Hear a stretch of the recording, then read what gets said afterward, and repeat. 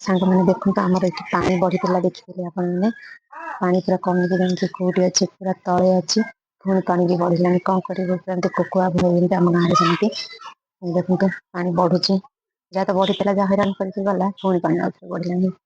ଦେଖିବା କେତେ ଫୁଟ ପାଣି ବଢୁଛି ମୁଁ ଦେଖେଇବି ଆପଣମାନଙ୍କୁ ଦେଖନ୍ତୁ ସାଙ୍ଗମାନେ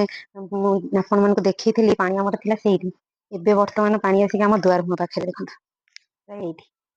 ଆଉ ଲୋକମାନେ କହୁଛନ୍ତି ବି ପାଣି ଜୋରେ ବଢିବ ବୋଲି ପ୍ରଚାର ଗାଡି ବି ଯାଇ ସାରିଲାଣି ପାଣି ବଢିବ ବୋଲି ଭଗବାନ ଡାକୁଛେ ସେମିତି ପାଣି ନ ହଉ ମାନେ ଆମକୁ ବହୁତ ହଇରାଣ କରିସାରିଲାନି ପାଣି ଆଡେ ବି ବର୍ଷା ବି ପକେଇଲାଣି କଣ କରିବା ଆଡେ ବର୍ଷା କୁଆଡେ ବନ୍ୟା ପାଣି ଆମେ କୋଉଠି ରହିବୁ ଆଉ ପାଣି ତ ବଢି ଚାଲିଛି କଣ ହଉଛି ଆଉ ଆମର ଏଇ ଯୋଉ ଏଇ 3-4 ଦିନ ହବ ଯୋଉ ବନ୍ୟା ପାଣି ଟା ଆସିଲା ଆମ ଚୁଲି ପୁରା ଭାଙ୍ଗି ଯାଇଥିଲା ଆମ ବୋଉ ଆଜି ହିଁ ତାକୁ ଲିପିଛନ୍ତି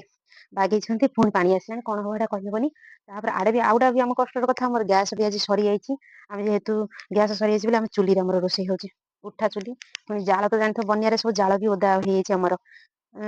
ବହୁତ ହଇରାଣ ହଉଛୁ କଣ କରିବା ଭଗବାନ ଡାକୁଛୁ ପାଣି ବେଶୀ ନ ହଉ ଯେତିକି ହଉ ହେଇଛି ସେତିକିରୁ କମି ଯାଉ ଆମ ଗାଈ ବି ସବୁ ରାସ୍ତାକୁ ପଳେଇ ଗଲାଣି ବାପା ଆମର ନେଇଗଲେଣି ସବୁ ଗାଁ ଲୋକ ଯେତେ ସବୁ ମାନେ ଗୋରୁ ରଖିଛନ୍ତି ସମସ୍ତେ ନେଇଗଲେଣି ରାସ୍ତାକୁ ଗାଁରେ ଆଉ କେହି ନାହାନ୍ତି ମାନେ ଇଏ ଟୋଟାଲି ଆମର ସବୁ ବୁଡିଯିବ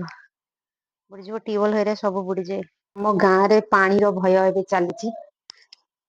ଆମ ଘର ପୁରା ସୁନସାନ ଆମ ବୋଉ ବାପା ସବୁ ଯାଇଛନ୍ତି ରାସ୍ତାକୁ ଗାଈ ନେଇକି ଆଉ ଦାଣ୍ଡ ଦେଖନ୍ତୁ ଦାଣ୍ଡରେ ଲୋକ ସବୁ ପୁରା ବ୍ୟସ୍ତ ଆଉ ରାତି ସୁଧା କହି ହଉନି କୋଉଠି ଆସିକି ପାଣି ଛୁଇଁବ ବୋଲି ସେଇଟା ବି କହିହଉନି ହେଇପାରେ ଦାଣ୍ଡ ବୁଡି ଯାଇପାରେ ଘରକୁ ତ ପାଣି କହିହବନି ଆସିପାରେ କି ନ ଆସିପାରେ ଭଗବାନ ଡାକୁଛି ସେତିକିଟା ବି ପାଣି ନ ହଉ କାଲି ସନ୍ଧ୍ୟାରେ ପାଣି କେତିକି ହେଇଥିଲା ରାତିରେ କେତିକି ହେଇଥିଲା ମୁଁ ତ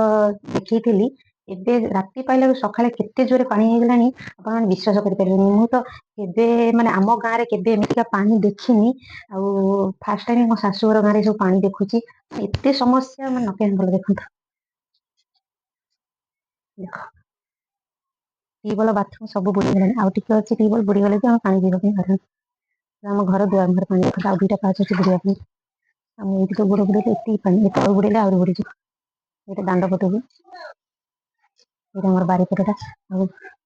ଦାଣ୍ଡ ପଟରେ ଦେଖିବି ଦାଣ୍ଡରେ କେତେ ଜୋର ପାଣି ମାନେ ଆମେ ଗାଁ ପାଣି ମଝିରେ ହିଁ ଅଛୁ ମାନେ ଆମ ଘର ଚାରିପିଠି ପାଣି ଦେଖନ୍ତୁ ଆମ ଘର ଚାରିପିଠି ପାଣି ପୁରା ଏମିତି ବୁଲି ଆସିଲେ ପାଣି ଏଇଟା ଦାଣ୍ଡରେ ଦେଖନ୍ତୁ କେତେ ପାଣି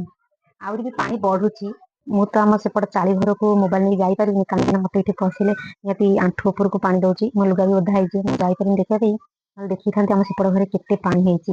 ଆମର ରୋଷେଇ କରିବା ପାଇଁ ବହୁତ ହଇରାଣ ଆଉ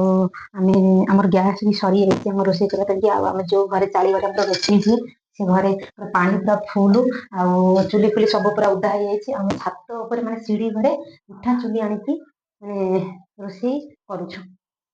ବର୍ତ୍ତମାନ ମୋର ରୋଷେଇ ଚାଲିଛି ଆମର ଭାତ ହେଇସାରିଲାଣି ଏବେ ଡାଲି ବସିଛି ଆଉ ପାଣିର ସମସ୍ୟାରୁ ଆମେ ସିଢ଼ି ଘରରେ ରୋଷେଇ ଚାଲିଛି ଆମର ଉଠା ଚୁଲିରେ ବହୁତ କଷ୍ଟରେ ଆମେ ଅଛୁ ଏବେ ଦେଖ ମୁଁ ଆଜି ସବୁ ଭିଡ଼ିଓ କରିବି ଆଜି ଦିନ ମାନ ଏ ବନ୍ୟା ପାଣିରେ ଆମେ କେମିତି ଚଳୁଛୁ ରାତି ଆସି 8ଟା ହେଲାଣି ତଥାପି ଆମର ପାଣି